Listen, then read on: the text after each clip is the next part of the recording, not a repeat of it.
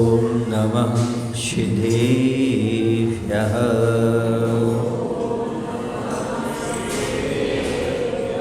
मंगलम भगवान वीरो मंगलम गौतमोगड़ी मंगलम कुंद कुंदायो जैन धर्मोस्तु मंगलम। सर्वमंगलमांगल्यं सर्वकल्याणकारकं प्रधानं सर्वधर्माणां जैनं जयतु शासनं जैनं जयतु शासनं। बोलिए अहिंसा परमो धर्म की। देवादेव श्री महावीर भगवान की, आचार्य कुंद कुंद महाराज की, आचार्य गुरुदेव भगवान श्री विद्यासागर जी महाराज जी की।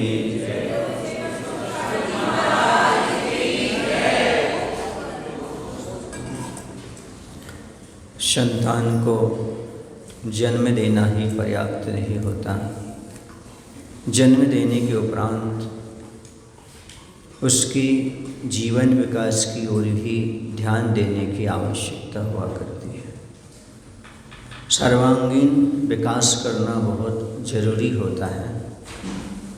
शारीरिक, मानसिक, बौद्धिक, धार्मिक सभी प्रकार के क्षेत्रों में उन्नति कराना माता पिता का परम कर्तव्य हुआ करता है।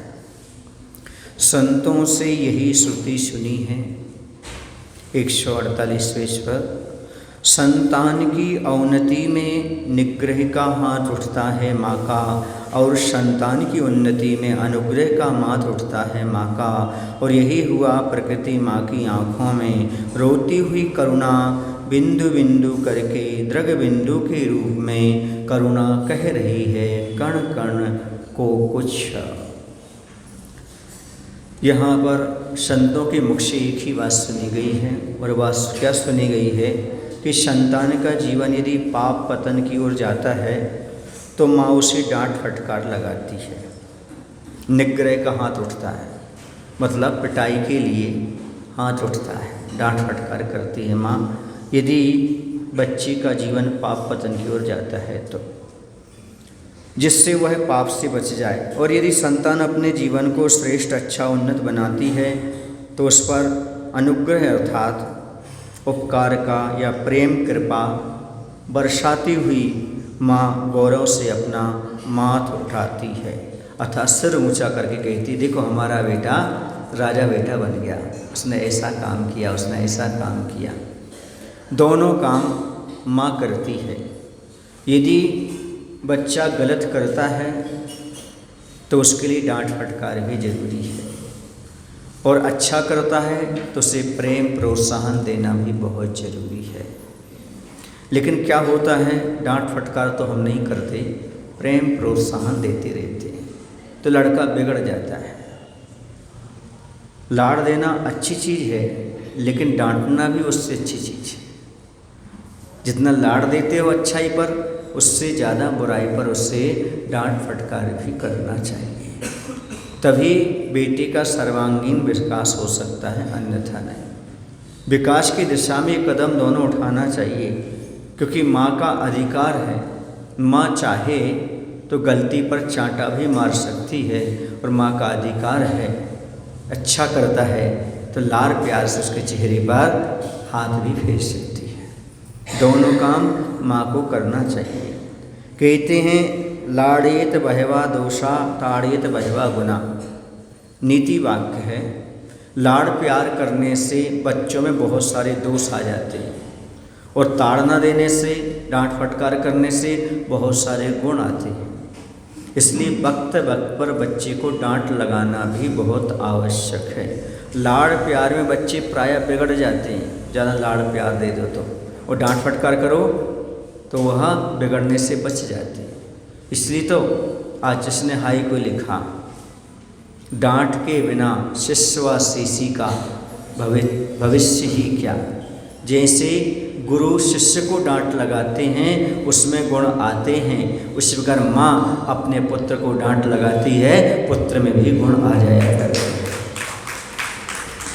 गुरुजी मारें धम्म धम्म और विद्या आवे छम छम। और माता पिता हमारे धम्म धम्म और गुण आवे छम छम, ऐसा भी कह सकते हैं। इसलिए बच्चों को प्यार के साथ साथ डांट फटकार भी जरूरी है।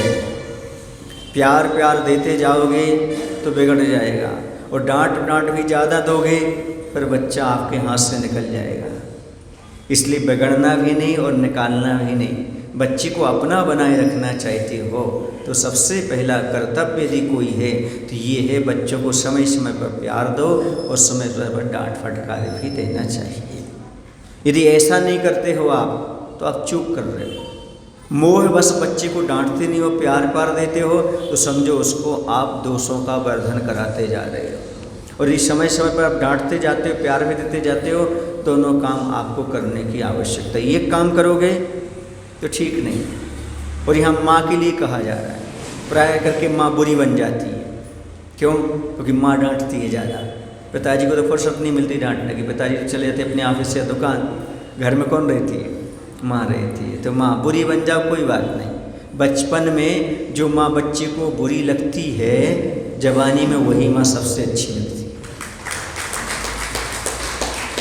क्यों? यदि माँ ने हमें रोका ना होता तो हम आज गलत रास्ते पर चले गए होते। धन्य है वो माँ जिसने हमें गलत रास्ते से बचाया, आज हमारा जीवन बहुत अच्छा बन गया। ये होता है, समझ आ रहा है? एक बार मैं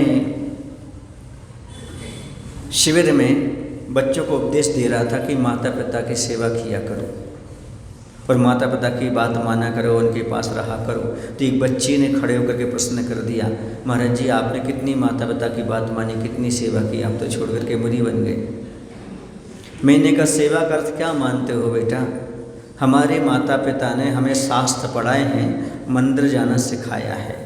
यदि हमारे माता पिता ने हमारे लिए कोई कॉमिक्स पढ़ाई होती, दुनिया की चीज़ें पढ़ाई होती तो किसी होटल में बैठ कर के या अन्य जगह बैठ कर के पढ़ रहे होते। मेरे माता पिता ने हमारे लिए शास्त्र पढ़ाए हैं, भगवान की पूजन सिखाई है, वही तो मैं कर रहा हूँ। मतलब माता पिता की बात मानना ही तो उनकी सेवा करना है। मैं सच्ची सेवा कर रहा हूँ। मैं माता पिता की उन्होंने सिखाया है, उन्होंने ये दिया है, उसी का मैं पालन कर रहा हूँ। यदि माता पिता ने बचपन में और कुछ सिखाया होता तो कहीं और होते। अब धर्म ध्यान सिखाया है, धर्म कहाँ मिलेगा? या तो गुरु के शरण में या प्रभु के शरण में। वहीं आकर के तो बैठ गया हूँ मैं प्रभु और गुरु के शरण में। तो सही मायना समझो माता पिता क्या चाहते। मात्र धन कमाना ही जीवन का लक्ष्य नहीं है। सर्वांगीण विकास होना चाहिए। धार्मिक अनुष्ठान में भी रुचि लेना और देना चाहिए, स्वयं लगना चाहिए और बच्चों को भी धार्मिक अनुष्ठान में लगाने का प्रयास करना चाहिए। समय समय पर आप स्कूल भी भेजो, कॉलेज भी भेजो, कोचिंग भी कराओ, लेकिन पाठशाला अवश्य भेजो, मुनि के प्रवचन में अवश्य भेजो। यही तुम्हारा पहला कर्तव्य बनता है। यदि आपका बच्चा कोचिंग जाएगा और स्कूल में जाएगा तो धन के लिए अच्छा साधन जुटा लेगा। यदि मुनिराज के पास आएगा और यदि मंदिर में आएगा तो अपने जीवन के उत्थान के लिए बहुत कुछ कर लेगा। आजीविका के लिए ही मत कराओ बच्चों के लिए, ऐसे संस्कार डालो ताकि अपने जीव का उद्धार भी कर सके। जीवन का उद्धार कैसे करेगा? जीवन का उद्धार तभी होगा जब उसके अंदर धार्मिक संस्कार होंगे।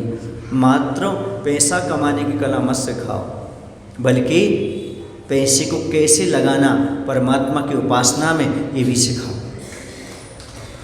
वरना वासना में सारे पैसे कमा देगा, वो उपासना में नहीं लग पाएगा, वासना में बह जाएगा। इसलिए उपासना भी करना सिखाना चाहिए कि बेटा उपासना कैसे करना, धर्म ध्यान कैसे करना, ये सब चीज़ें माँ को बताना चाहिए। कहते हैं कि एक माँ 100 शिक्षकों का काम करती है। एक मदालसा माँ हुई है, सुना आप लोगों ने नाम? हाँ, उनके 8 पुत्र थे और बताते 8 पुत्रों को उन्होंने धर्म की शिक्षा दी थी। 8 पुत्र मुनि बन करके अपना आत्म कल्याण कर गए थे। गर्भ में ही घुट्टी सुनाना शुरू कर दी थी, शुद्धोहम बुद्धोहम निरंजनोहम। ये घुट्टी माँ ने सिखाई थी। ये संस्कार बचपन से माँ ने डाले थे कि बेटा आत्म कल्याण करना है, हमें संसार में नहीं फंसना। जन्म तो दे रहे हैं लेकिन ऐसा जन्म लो ताकि आगे किसी माँ को रोना ना पड़े, तुम्हारा अंतिम जन्म जैसा हो ताकि तुम कल्याण कर सको। ऐसे माँ के भाव। माँ राग में नहीं पड़ती, मोह में नहीं पड़ती। और सही तो भला बेटे का तभी है जब वह शरीर के प्रति ना उसकी आत्मा के प्रति चिंता करो। ये सही भला है। आप कहते हैं हम बेटे का भला चाहते हैं, क्या भला चाहते हैं? आप पाप में लगा के भला चाहते हैं कि आप उसे आत्मकल्याण में लगा के भला चाहते हैं? बच्चा खाएगा पिएगा तो उसका भला होगा, कुछ त्याग करेगा सीखेगा तो भला होगा।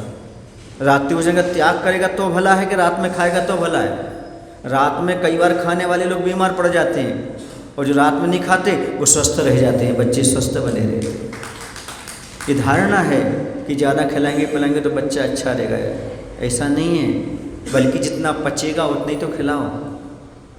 नहीं पच रहा है फिर भी खिलाते जा रहे हैं। ये राग बस मोह बस हो जाता है। समझ रहे वो अच्छा कर रहे, बच्चे के साथ हो जाता है गलत। हम बाज़ार की चीज़ें खिलाएंगे बच्चे को, देखो अच्छा रहेगा। नहीं, बाज़ार की चीज़ें खिलाने वाले माता पिता कभी बच्चे का भला नहीं कर सकते, क्योंकि उन्हें पता है बाज़ार में कुछ भी चीज़ शुद्ध नहीं होती, शरीर को नुकसान पहुँचेगी। धर्म की दृष्टि से नहीं कह रहा हूँ, अभी स्वास्थ्य की दृष्टि से कह रहा हूँ। बाज़ार की चीज़ें खिलाने वाले माता पिता बच्चे को भला नहीं कर रहे हैं, वह बच्चे के लिए बहुत दुखदाई है। उसके शरीर में आगे चल कर के बहुत बड़ी बड़ी बीमारियां होंगी, नेगेटिव थॉट्स से आएंगे, उसका दिमाग काम नहीं करेगा, आंखों में चश्मा चढ़ जाएगा और बारी विकृतियाँ पैदा हो जाएंगी बच्चे के अंदर। इसलिए बाज़ार की सामग्री शरीर स्वास्थ्य रखने के लिए माता पिता को बच्चों के लिए नहीं खिलाना चाहिए, नहीं दिलाना चाहिए, घर में बना करके ही खिलाना चाहिए। तभी तुम्हारा बच्चा, आप बजा लो बेटा, तभी तुम्हारा बच्चा स्वस्थ रह सकता है। बच्चे के स्वास्थ्य की भी चिंता करो। अभी धर्म की बात में करेंगे, स्वास्थ्य के बारे में भी सोचो। पिज्ज़ा बर्गर और जंक फूड ये क्या क्या दे रहे हैं आप? ये सारी की सारी चीज़ें बच्चे की आंतों को ख़राब कर रहे हैं, उनकी किडनी पर साइड इफ़ेक्ट डाल रहे हैं, उनके लीवर को कमज़ोर कर रहे हैं। समझो, इन चीज़ों से माँ के लिए अपने बच्चों से बचाना चाहिए। मैं 4 पंक्तियाँ सुनाया करता हूँ माताओं के लिए। अपने बच्चों को बाटल का नहीं आंचल का दूध पिलाइए। अपने बच्चों को बाटल का नहीं आंचल का दूध पिलाइए। अपने बच्चों को अंग्रेजी ही नहीं हिंदी भी सिखाइए। अपने बच्चों को अंग्रेजी ही नहीं हिंदी भी सिखाइए। भले तुम दिन में 4 बार बच्चों को कोचिंग पढ़ाइए, पर शाम को 1 घंटा पाठशाला अवश्य भेजिए, पाठशाला अवश्य भेजिए, ताकि बच्चों का सर्वांगीण विकास हो सके। यह भौतिकता के चकाचौंध में बह कर के अपने शरीर को, अपनी बुद्धि को भ्रष्ट ना करें, बल्कि वे धर्म ध्यान में अपना समय व्यतीत कर सके। समझे धर्म क्या है, समझे नरक क्या है। बच्चों को ज़्यादा नहीं समझाना पाठशाला में, इतना समझ गया कि नरक क्या है, 5 पाप क्या है, समझो उसके जीवन का विकास हो गया। क्योंकि जो पाप से डर गया, नरक से डर गया, समझो उसका जीवन का निर्माण हो गया। 5 पाप क्या है ये समझ जाएं, बहुत बड़ी बात है। नरक क्या है ये समझ जाएं। भैया मुझे नरक नहीं जाना, नरक में ऐसे दुख मिलते हैं। जब बच्चों को बताया हमने यहाँ पर 10 दिन में जो अभी छुट्टियों में पढ़ाया, बच्चों को मैंने बताया बेटा नरक में ऐसा ऐसा होता। हाँ ऐसा होता महाराज जी। हमने कहा हाँ, जो मांस खाता है उसके हाथ पैर स्वयं के काट करके उसको खिला देते हैं। जो झूठ बोलता है उसके मुख में, दूसरे नार की मुख में क्या ठूस देते हैं, सांप ठूस देते हैं। संडासी से मुंह खोल करके उसमें तावा डाल देते हैं। ये सारी चीज़ें इन बच्चों को बताएं, उनको पहली बार लगा। जो तम्बाकू खाते हैं, गुटखा खाते हैं, शराब पीते हैं, नरकों में उनके मुख में तांबा गरम गरम पिला देते हैं, दांत उखाड़ देते हैं, कैसी कैसी स्थिति करते हैं। ये सारी की सारी चीज़ें हमने बच्चों को बताई। जो बुरे विचार रखते हैं मन में, दूसरे का अहित सोचते हैं, उनका पेट फाड़ दिया करते हैं। ऐसा जब हम बच्चों को बताएं कि ग्रंथों में ऐसा लिखा है, बच्चों ने कहा महाराज जी इन चीज़ से हम हमेशा दूर रहेंगे। ये बचने का प्रयास, बताओ बच्चों के लिए कि ये दुष्परिणाम ऐसे होते हैं। ये तुम जो खा रहे हो, जो कर रहे हो, जो बोल रहे हो, जैसा ये इन सब से कैसे कैसे दुख मिलने वाले हैं, ये बच्चों को बता दोगे तो समझो कि बच्चों का जीवन का उद्धार हो गया, ये कल्याण का रास्ता बच्चों के लिए मिल गया। तो ये सब चीज़ें बताने की आवश्यकता है। ज़्यादा लाड़ प्यार से संतान बिगड़ती है, जबकि समय समय पर डांट फटकार करने से, प्रताड़ना देते संतान में बहुत सारे गुण आते हैं, जाते हैं समय समय पर। देखो एक माली होता है, माता पिता माली की भांति होते हैं। पानी का सिंचन भी करते, खाद भी देते हैं पौधों को, लेकिन जो इधर उधर बढ़ने लगते हैं, उनकी पत्तियाँ, उनकी डंठल अलग करते हैं। तो जो डंठियाँ अलग करना, डंठल आदि छांट माट करना, पत्ते अलग करना, ये होगी डांट फटकार। और जो पानी खाद देना है, ये हो गया प्यार। जैसे माली अपने बगीचे में दोनों काम करता है, ऐसे माता पिता को अपने संतान रूपी बगीचे में दोनों काम करना चाहिए। परिवार बगीचा है जिसमें 2 प्रकार के बच्चे बच्ची रूप में पौधे उगे हैं। इन सबकी काट छांट भी जरूरी है, उनका लालन पालन भी जरूरी है, और ताड़ना भी जरूरी है, सिंचाई करना भी जरूरी है। तभी तो उसमें अच्छे सद्गुण रूपी फूल फल आएंगे, तभी तो महकेगा। जहाँ वहाँ से कोई निकल जाएगा, वो कहेगा अरे भैया इतना अच्छा बगीचा, जो भी आपके बच्चे बच्चियों से मिलेगा, अरे इतने अच्छे संस्कार, आपकी तारीफ हो जाएगी, माली की तारीफ अपने आप। ये माता पिता को समझने की आवश्यकता है, बच्चों को भी समझने की आवश्यकता है। माता पिता को महत्व दीजिए अपने जीवन में। क्यों? क्योंकि जिस बगीचे में माली नहीं होता, उस बगीचे की शोभा नहीं होती। वह बगीचा किसी दिनों में जंगल बन जाता है, उसकी कोई कीमत नहीं होती, उसके फूल नहीं महकते, वहाँ पर कांटे झंकड़ आदि खड़े हो जाते हैं, जाली लग जाते हैं। इसी प्रकार से जो माता पिता की कीमत नहीं करते, उनका जीवन भी जंगली जैसा हो जाता है, बर्बर हो जाता है। इसलिए उन्हें अपने माता पिता को माली समझ करके उनकी सलाह से काम करना चाहिए। जो माता पिता कहते हैं उसके अनुसार अपने जीवन को ढालने का बच्चों को भी प्रयास करना चाहिए। माता पिता को चाहिए कि वो अपने संतान को जन्म देने के बाद उसे संस्कारवान बनाने के लिए अपना समय निकालें, समय दें। आज समय बहुत कम है बच्चों के लिए, वो गलत बात है। समय देने का प्रयास करो। एक धाय को रख के देख लो आप, वो पालन पोषण करेगी, नौकरानी जिसे आज वर्तमान बोलते हैं, तो क्या संस्कार आते हैं बच्चों में। और जो तुम पालन पोषण करोगे उसमें क्या संस्कार आते हैं, ये अपने आप मालूम पड़ जाएगा। क्योंकि खिलाने पिलाने का, रखने का भी संस्कार होता है। जिस प्रकार से वो रखेगी करेगी, वैसे उसमें संस्कार आएंगे। इसलिए बच्चों का पालन पोषण तो आप महारानी नहीं है जो धाय को रखो, और आज ऐसी कोई धाय नहीं है जो बहुत अच्छी हों। इसलिए विचार करो कैसे व्यक्ति की संगति बच्चों से, बचपन से ही आप ऐसे व्यक्ति की संगति करा देंगे जिसका उद्देश्य पैसा कमाना है, प्रेम नहीं है, जिसका उद्देश्य मात्र धंधा है, जिसका उद्देश्य मात्र जैसे तैसे बच्चे को निपटाना है, तो वही भाव उसके अंदर आएंगे। बुढ़ापे में तभी वैसे निपटाएगा वो। लोग कहते ना महाराज जी पहले जो होती ना धाय होती थी, आज भी रख ले धाय, आज धाय नहीं मिलती। धाय दूसरी माँ होती थी पहले, आज दूसरी माँ कहाँ है, होती नहीं, सवाल ही नहीं उठता। आज तो मिलना मुश्किल है, अपने बच्चे नहीं पाल रहे, दूसरे क्या पालेंगे वो। धाय मिलना बहुत मुश्किल है। अब तो हाय हाय है, धाय बिल्कुल नहीं है।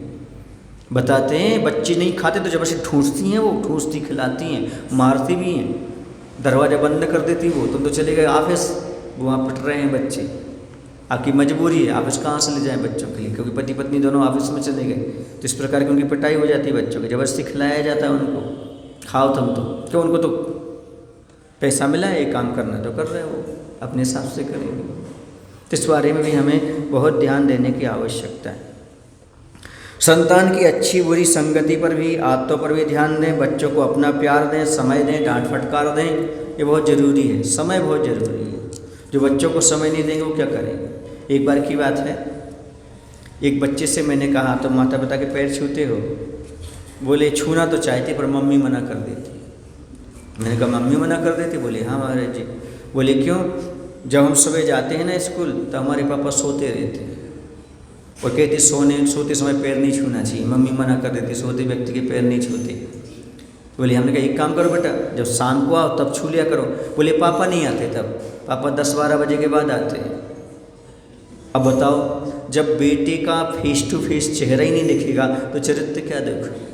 जो माता पिता अपने बच्चों को समय नहीं देते, उनका चेहरा नहीं देते, उनका चरित्र कैसे बनाएंगे, उनका जीवन निर्माण कैसे करेंगे। इसलिए समय निकालो और बच्चों के जीवन निर्माण की दिशा में आगे बढ़ो। क्यों? क्योंकि जब तक कनेक्शन नहीं होगा तब तक करेक्शन नहीं होगा। बच्चों से कनेक्टिविटी बना करके रखो, तभी तो करेक्शन कर पाओगे, मैं सुधार कर पाओगे। क्योंकि सबसे बड़ा सूत्र है पहले कनेक्शन फिर करेक्शन। सबसे पहले बच्चों में क्या करना आपके लिए, उनसे संबंध स्थापित करो, अच्छी प्रेम के संबंध बनाओ बच्चों से, बहुत प्रेम दो उनको, और उसके बाद उनका धीरे धीरे सुधार करो। इसके अलावा और कोई दूसरा रास्ता नहीं है। तो याद रखो, पहले कनेक्शन फिर करेक्शन, पहले संबंध फिर बाद में सुधार, इसके पहले और कुछ नहीं करना। तो ये आपका बच्चा अच्छा बच्चा बन जाएगा, राजा बेटा बन जाएगा, ये बहुत ज़रूरी है। आगे कह रहे हैं कि देखो, श्रृंगार के गालों में चांटे लगाने के बाद करुणामयी माँ की आंखों में आंसू आ गए। बूंद बूंद कर बाहर आते आंसुओं के रूप में करुणा जगती के कण कण जन जन से कुछ कह रही है। अब यहाँ पर करुण रस आ गया। कौन सा रस? श्रृंगार रस के बाद कौन सा रस आ गया? बीभत्स के बाद ये कौन सा आ गया? अब करुण रस आ गया।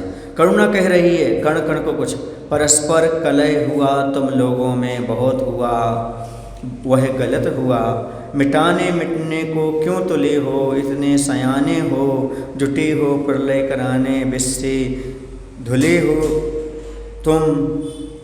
यहाँ पर कहा जा रहा है, क्या कह रहे हैं कि देखो, प्रकृति की गोद में तुमने जन्म लिया, तुम्हारा क्या कर्तव्य है और क्या कर रहे हो? तुम इतने बड़े समझदार होकर भी आपस में लड़े भिड़े, एक दूसरे को भला बुरा कह रहे हो, मारने मरने को तैयार हुए हो। इससे प्रकृति माँ का हृदय बुरी तरह से क्या हो गया? आहत हो गया। इस घटना से बुरी तरह माँ घायल हो चुकी है, माँ बहुत दुखी हो चुकी है। तो लोग कर क्या रहे हो, ये कहा जा रहा है। तो बंधुओं सुनो, यहाँ पर बहुत बड़ी बातें कही जा रही है कि अपने जीवन में थोड़ा सा इस बात को समझने का प्रयास करो कि हमें आपस में लड़ाई झगड़ा नहीं करना। यदि लड़ाई झगड़ा करते हैं तो बहुत दुख का कारण बनता है। इस लड़ाई झगड़े से बचने का प्रयास करो। आपस में जब लड़ेंगे तो माँ को कैसे लगेगा? प्रकृति माँ को अच्छा नहीं लगता, इसलिए कभी आपस में लड़ना नहीं, वो कह रही। तो लोग मारने के लिए तैयार हो गए। कौन कह रही है? प्रकृति माँ कह रही है। ये अच्छी बात नहीं है तुम लोगों की। करुणा उसकी टपक रही है, उसका हृदय घायल होता है, और होता भी ऐसे ही बंधु। लड़ते कौन है? बच्चे। और कौन दुखी होते हैं? माता पिता दुखी होते हैं। माता पिता और संतान का आपस में कैसा संबंध है? हाथों और आँखों जैसा संबंध है।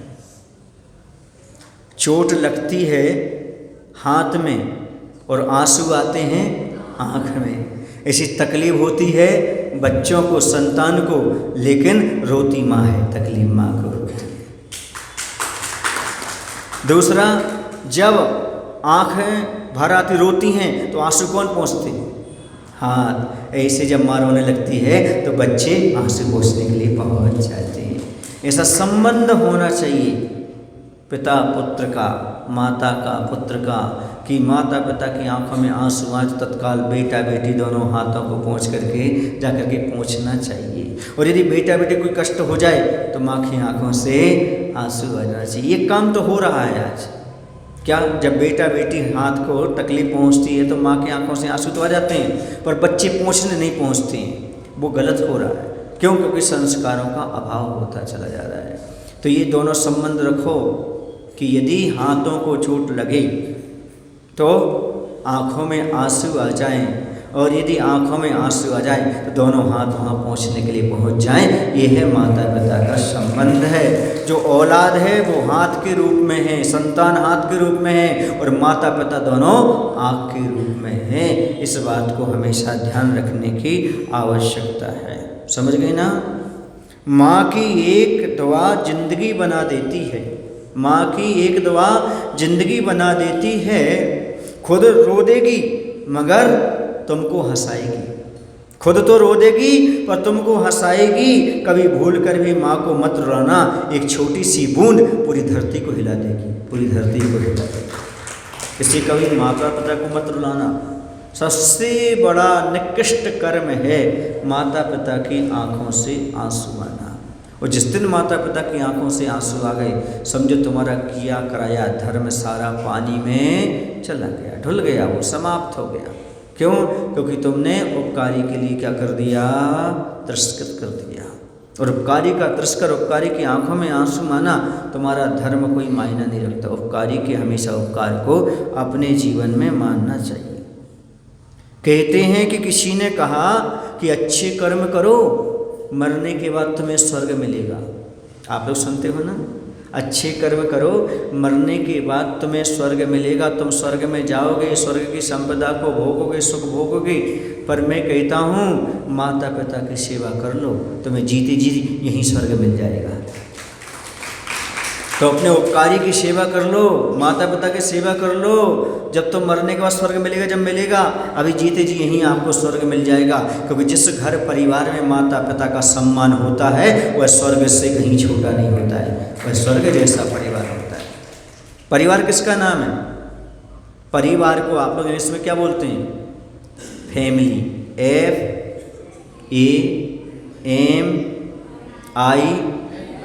FAMILY। तो F का अर्थ क्या होता है? फादर। E का अर्थ क्या होता है? एंड। M का अर्थ क्या होता है? मदर। और ILY का अर्थ आई लव यू। माता पिता का जहाँ माता पिता से प्यार करते हो उसी का नाम फैमिली है, उसी का नाम परिवार है। मैं माता पिता से प्यार करता हूँ, इसी का नाम क्या है? परिवार। माता और पिता से मैं प्यार करता हूँ, इसी का नाम परिवार कहता हूँ, इसी को मैं परिवार कहता हूँ। किससे प्यार करता हूँ? हाँ, जहाँ माता पिता से प्यार नहीं वो परिवार नहीं, जहाँ माता पिता की परवाह नहीं उसका नाम परिवार नहीं। परिवार वही है जहाँ माता पिता से प्यार हो, माता पिता की परवाह हो, उसी का नाम क्या है? परिवार हो। समझ गए ना? अब ध्यान रखना, परिवार इसी का नाम है और बाकी किसी चीज़ में परिवार नहीं है। आज लोग रह रहे हैं, अलग अलग रह रहे हैं। कौन अलग अलग रह रहे हैं? पति पत्नी अलग अलग रह रहे हैं, ये परिवार नहीं है। माता पिता साथ में है तो परिवार है आपका, और माता पिता नहीं है, नहीं मर्जी हम खुद माता पिता बन गए ना, क्योंकि हमारे बच्चे हो गए ना। नहीं, आप अपने माता पिता के पास रह रहे कि नहीं, पहले ये बताओ। समझ आ रहा है? एक कवि था, वह अपने प्रवचन में बोल रहा था, क्या बोल रहा था?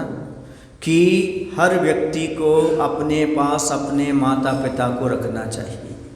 आज बड़ी विडम्बना हो गई है कि माता पिता अलग रह रहे हैं। आज दो बच्चे हैं, दोनों कहते माता पिता को कौन अपने पास रखे, कौन अपने पास रखे, कौन अपने पास रखे। तो एक सज्जन खड़ा हो गया, उसने कहा क्यों कवि महोदय, आप अपने पास माता पिता को रखते हो क्या? वो रोने लगा और बोला, मैंने आज तक जीवन में अपने पास माता पिता को नहीं रखा। आज तक मैंने अपने माता पिता को अपने पास नहीं रखा, मैं बचपन से ही माता पिता के पास रह रहा हूँ। जो माता पिता के पास रहना सीख जाते हैं, ये समस्या उत्पन्न ही नहीं होती कि माता पिता को कौन रखेगा। बताओ, जिसने 9 महीने पेट में रखा, अब उनको समस्या आगे उनको रखेगा कौन? तो मैंने कुछ पंक्तियाँ लिखी थी बेटे पर और माँ पर, आपके सामने प्रस्तुत कर रहा हूँ पंक्तियाँ। बेटा बड़ा स्वार्थी है, माँ के लिए तब रोता है जब वह भूखा होता है। बेटा बड़ा स्वार्थी है, माँ के लिए तब रोता है जब वह भूखा होता है। माँ की याद करता है, माँ गोद में उठा दूध पिलाती है, बेटा दूध पीकर खुश होता है। माँ बड़ी निस्वार्थी है, बेटे के लिए तब रोती है जब बेटा भूखा होता है। बेटे के लिए माँ जब रोती है जब बेटा भूखा होता है, हर पल बेटे को याद करती है, बेटे को पेट भर दूध पिला खुश होती है।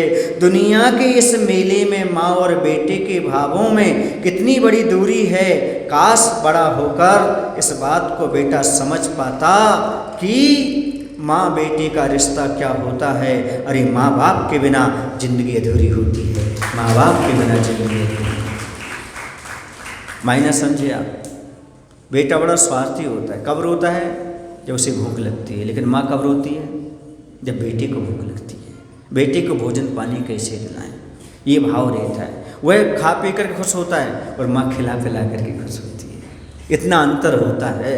काश इस दुनिया के मेले में बेटा समझ पाता कि जीवन में माता पिता क्या होते हैं, इनके बिना हमारी ज़िंदगी कैसी होती है, अधूरी होती है। तो बेटे को ये भान हो जाता, ज्ञात हो जाता कि माता पिता से बढ़कर दुनिया में और कोई नहीं है।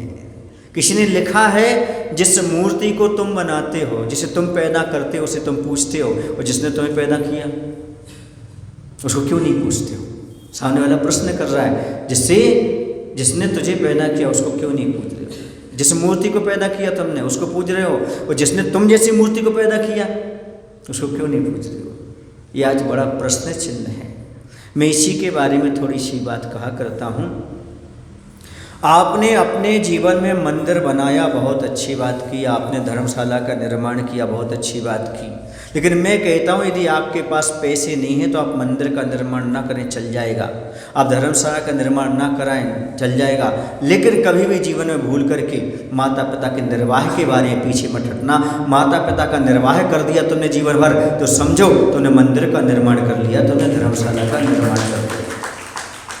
आप दुनिया की संस्था के मेंबर मत बने, पहले अपने परिवार के मेंबर बनने का प्रयास करें और उन कर्तव्यों का पालन करें। समाज की सेवा बाद में करें, पहले परिजनों की सेवा का डंका उठाएं। पहले आप परिवार की सेवा के लिए तत्पर रहें, ये मेरा उनसे कहना रहता है। तो यहाँ पर दोनों बातें आपसे कह रहा हूँ कि आखिरकार माँ की आंखों में आंसू क्यों आए? तो आपस में लड़े झगड़े इसलिए आए, तो दो भाई होकर के आपस में अच्छे से रह नहीं पाते। समझ में आ रहा है? एक छोटी सी बात और याद आ गई, थोड़ी सी आज की पुत्र वधुओं के लिए बता दूं।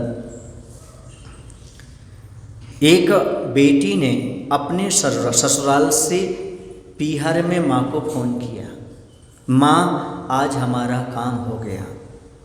क्या हो गया बेटा? बस हम अपने सास ससुर से लड़ करके दूर हो गए हैं, हमारी अलग फैमिली बस चुकी है। तो माँ कुछ जवाब देती उससे पहले फुसक फुसक करके रोने लगी। बोले बेटा हमारे यहाँ भी बहुत गलत हो गया। बोले क्या? बोले तुम्हारे भाई और भाभी ने हमको अलग कर दिया है, वो अलग हो गए हैं, हम अलग रह रहे हैं। अब बताओ बेटी को कैसा लगा होगा? क्या किसी के माता पिता को अलग करना तुम्हारा धर्म है क्या? उनसे अलग रहना तुम्हारा धर्म है क्या? नहीं है। जैसे तुम आज दूसरे के माता पिता को अलग कर रहे हो, कल तुम्हारे भाई भी तुम्हारे माता पिता से अलग हो जाएगा। ये समझो, इस सत्य को, इस मर्म को समझो, तब तुम्हें समझ में आएगा कि देखो ये माता पिता ये हमारे हैं, ये भी हमारे हैं। तब आपको समझ में आएगा कि हम कर क्या रहे हैं। आप लोगों को मालूम है प्रद्युम्न कुमार की कहानी? कभी आपने पढ़ा? प्रद्युम्न चरित्र पढ़ा होगा पर ध्यान नहीं देगा। प्रद्युम्न कुमार को 16 वर्ष तक अपने पिता का वियोग क्यों सहना पड़ा? इसका रीजन पूछा आपने? जाना? पढ़ा? उसने मात्र एक मयूर के बच्चे को उसकी माँ से अलग कर दिया था। मयूर के बच्चे को माँ से अलग कर दिया था। 16 साल तक माँ से अलग रहना पड़ा। ऐसे ही जो स्त्रियां लड़ाई झगड़ा करके अपने पति को अपना बना करके सास बहू से अलग हो रहे हैं, वो ध्यान रखें अगले भाव में 16 साल तक तुम्हें भी माता पिता से दूर रहना पड़ेगा, कम से कम 16 साल तक। इसलिए आज भी चेत जाओ, समझ जाओ, लड़ भिड़ करके सास ससुर से अलग कभी मत होना, चाहे कुछ भी हो जाए, वरना अगले भाव में माता पिता का साया नहीं मिलेगा। आज आप देख रहे हैं वर्तमान में बच्चे पैदा होते हैं और माता पिता चले जाते हैं, या माँ चली जाती है, पिता चले जाते हैं। क्यों चले जाते हैं? पूर्व भाव में कुछ ना कुछ तुमने ऐसा किया है, उसका फल आज प्राप्त हो रहा है। माता पिता का साया सिर से उठ जाता है, क्यों तुमने भी पूर्व भाव में किसी न किसी प्रकार से, इस प्रकार से किसी के माता पिता को दूर किया होगा। इस भाव को हमेशा याद रखना। समझ आ रहा है? आ जाए तो अच्छी बात है, नहीं आ जाए तो भगवान भला करे आपका। कम से कम इस बात को समझो कि हमें कहाँ रहना, क्या करना। बता चेतन क्या किया नहीं। वो 4 पंक्ति ऐसी हैं। प्रेम क्या कर सकता है तू भगवान से? किसी ने लिखा है, मेरी पंक्ति नहीं है, किसी ने लिखा है। प्रेम क्या कर सकता है तू भगवान से, प्रेम क्या कर सकता है तू ईमान से। जब जन्म लेकर गोद में इंसान की, तो प्यार ना कर पाया इंसान से। जिसकी गोद में तूने जन्म लिया उससे प्रेम नहीं कर रहा, क्या भगवान से प्रेम करेगा तुम? क्या ईमान से प्रेम करेगा? तुझे प्रेम हो कैसे सकता है ईमान से और भगवान से? प्रेम तो जब जिस माँ की गोद में तू खेला उससे प्रेम नहीं कर पा रहा है। इंसान से प्रेम नहीं है, साधर्मी से प्रेम नहीं है। माता पिता क्या साधर्मी नहीं है? माता पिता उसी धर्म का पालन नहीं कर रहे क्या? वो शावक नहीं है क्या? साधर्मी प्रेम वात्सल्य कहाँ जाएगा? प्रेम कहाँ जाएगा? ये सास बहू क्या आपस में साधर्मी नहीं है क्या? क्यों आपस में नहीं रह पा रहे? मैंने एक दिन कहा था, सास भी नारी है, बहू भी नारी है। सास भी नारी है, बहू भी नारी है, आपस में क्यों चलाती आरी है? आपस में क्यों चलाती आरी है? एक दूसरे की काट छाट क्यों करती है? लड़ाई झगड़ा क्यों करती है? अरे आपस में कर ले यारी है। यही जीवन की सबसे बड़ी समझदारी है। जीवन की यही सबसे बड़ी समझदारी है। आपस में सामंजस्य बिठा लो। बहू बहू का दुश्मन, स्त्री स्त्री का दुश्मन होती चली जा रही, नारी नारी का दुश्मन होती चली जा रही है। तो समझदारी कहाँ से आएगी? समझदारी इसी में है, आपस में सामंजस्य बिठाओ, समझौता करो, यारी करो, आरी मत चलाओ, तभी तुम्हारा घर परिवार सुरक्षित रह सकता है। नारी के लिए परिवार की रीढ़ कहाँ है? रीढ़ की हड्डी गड़बड़ हो जाए तो शरीर का पूरा ढांचा, स्ट्रेचर पूरा का पूरा बिगड़ जाता है। इसी प्रकार से यदि परिवार में नारी सुरक्षित है तो सब अच्छा है, और ये नारी गड़बड़ हो गई तो पूरा का पूरा परिवार का ढांचा बिगड़ जाता है। इसलिए परिवार में नारी के लिए रीढ़ की हड्डी की भांति मजबूत रहना चाहिए। जो कुछ भी आए सब सहन करना चाहिए, लेकिन परिवार टूटे ना, ऐसी भावना हमेशा बनाए रखना चाहिए। हम किसी के पुत्र का वियोग ना करें, अर्थात उसके पुत्र को जो पति मिला है आपको, वो सास का पुत्र है, उसे अलग करने का प्रयास कभी सपने में भी नहीं करना, सपने में भी नहीं सोचना। ऐसा भाव अपने अंदर रखना, तभी आपका सास स्वाध्याय करना सार्थक है, गुरुओं की शरण में आना सार्थक है। माता पिता की आंखों से कभी आंसू ना आए, ये तुम्हारे, क्योंकि बचपन में उन्होंने तुम्हें आंसू नहीं आने दिए, हर इच्छा की पूर्ति की, उन्होंने हर इच्छा की पूर्ति की। बेटा तुम्हें क्या चाहिए ले जाओ, बेटा तुम्हें क्या चाहिए ले जाओ। जैसे माता पिता ने कभी तुम्हें रोने नहीं दिया बचपन में, वैसा आपका कर्तव्य बनता है, सब कुछ चला जाए मेरा, सब कुछ छिन जाए, लेकिन माता पिता की आंखों में कभी आंसू मेरी वजह से नहीं आना चाहिए, ऐसा भाव होना चाहिए। तभी आप सही मायने में धर्मात्मा हो। धर्मात्मा दूर की बात है, सही मायने में तुम इंसान हो। इंसान तभी कहला सकते हो, सही पुत्र तभी कहला सकते हो जब तुम माता पिता की आंखों में कभी आंसू ना देखो। सब कुछ देख लो पर क्या नहीं देखना? माता पिता की आंखों में आंसू। समझ गए ना? एक बात बता दूं आपको, एक उपलब्धि है, एक अपराध है। वो कैसे है? आपकी वजह से किसी की आंखों में आंसू आना, जिसमें आप वजह बन रहे हो। क्या? आपकी वजह से उनकी आंखों में आंसू आ रहे हैं, तो समझना सबसे बड़ा अपराध है आपके जीवन का, सबसे बड़ा अपराध कर रहे हैं आप। और यदि आपके लिए आप इतने अच्छे हैं कि आपके लिए किसी की आंखों में याद करते ही आंसू आ जाएं, उपकार की दृष्टि से, तो ये सबसे बड़ी उपलब्धि है अपने।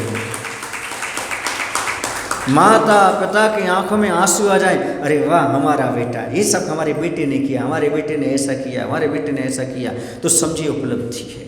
लेकिन बेटे को याद करके बेटे ने हमारे साथ ऐसा किया जी आंसू आ जाए, तो समझो सबसे बड़ा अपराध है आपके जीवन में।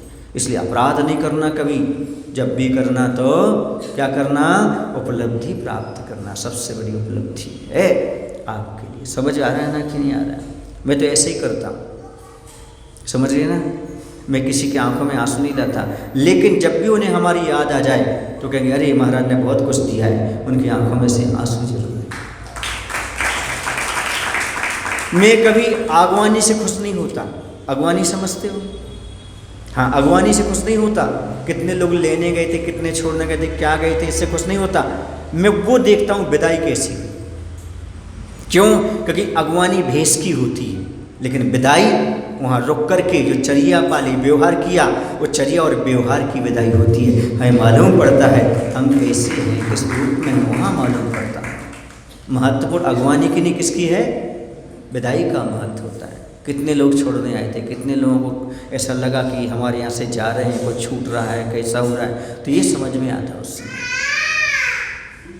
तो अपने व्यक्तित्व का आकलन यदि आप करना चाहो तो इस प्रकार से अपने व्यक्तित्व का आकलन कर सकते हो। तो कह रहे हैं कि भैया मिटाने की बात पर क्यों तुले हो, क्यों लड़ते हो?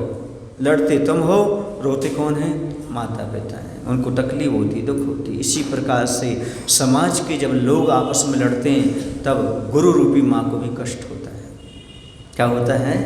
गुरु रूपी माँ को कष्ट होता है। देखो इतने अच्छे संस्कार डाले थे, सब कुछ किया था, लेकिन आपस में ही लड़ गए, तो माँ के लिए क्या होता है? दुख होता है।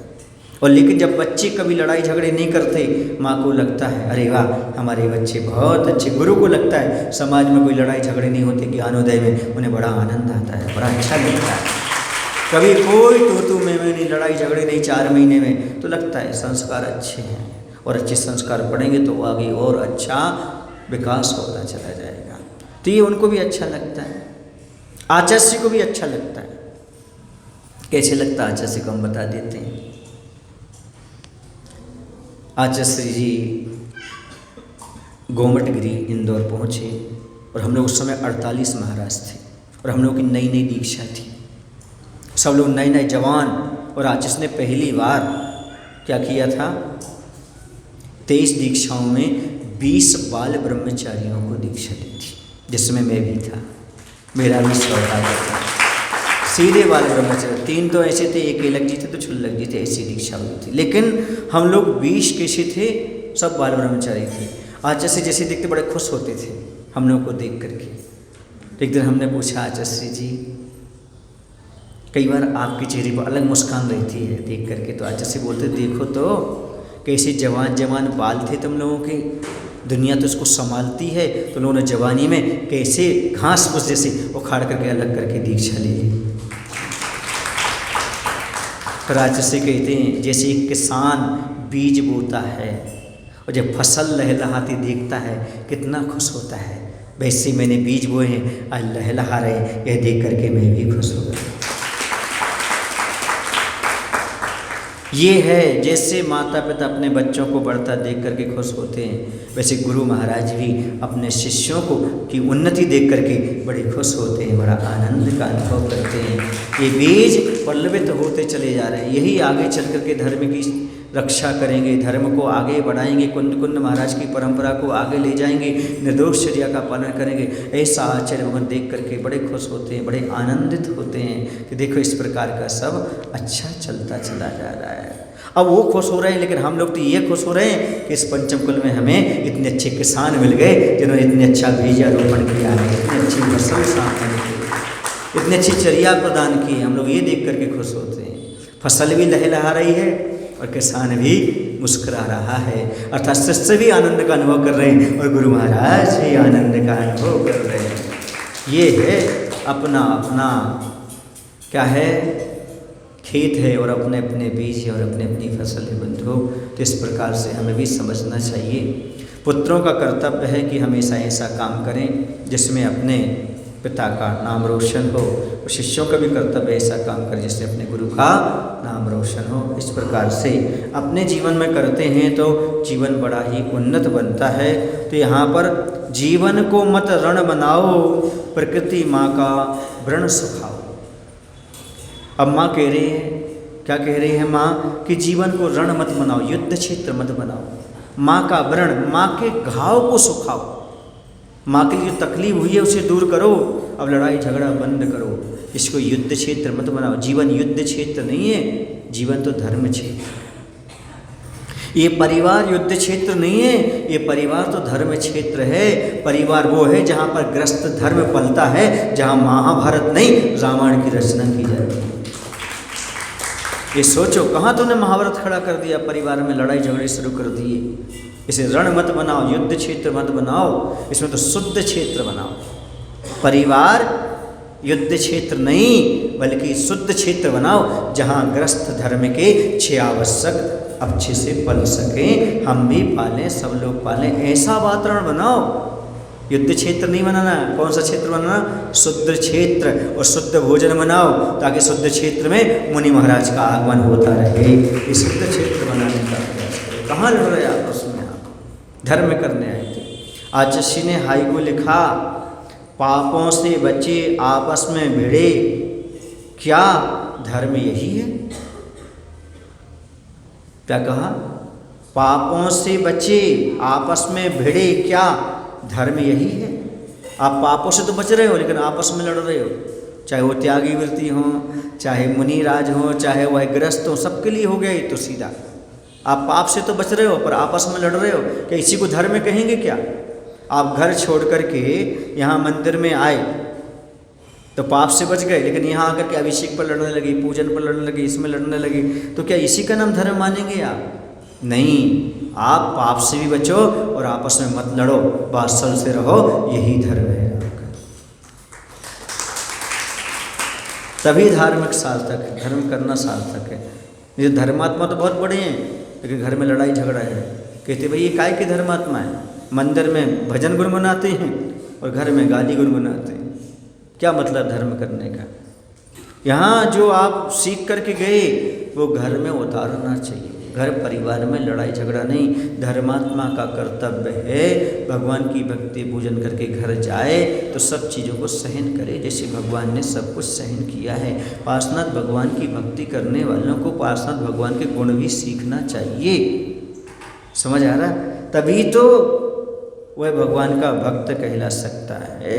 इसलिए जीवन को मत रण बनाओ और प्रकृति माँ का वर्ण चुकाओ। बोलो महावीर भगवान की जय। आचार्य विद्यासागर जी महाराज की जय। हे प्रभु, हम सभी को इतनी शक्ति, इतनी बुद्धि देने की कृपा करो ताकि अपने जीवन में उपकारी के प्रति कभी भी अवज्ञा के भाव न आए, उपकारी को कभी छोड़ने के भाव न आए। इसके साथ ही साथ हम कभी भी घर में रहते हुए माता पिता को अपने पास ना रखें, बल्कि हम माता पिता के पास अच्छे ढंग से रहना सीख जाएं। ऐसी शक्ति, ऐसी बुद्धि देने की कृपा करो। नमोस्तु भगवान। जावाणी के ज्ञान ते सूझे लो कालो, सोवाणी मस्तक धरो सदा देत हूँ दो। हे जिनवाणी भारती माँ तो है जपो दिन रे, जो तेरो शरणा गए सो पावे सुख से।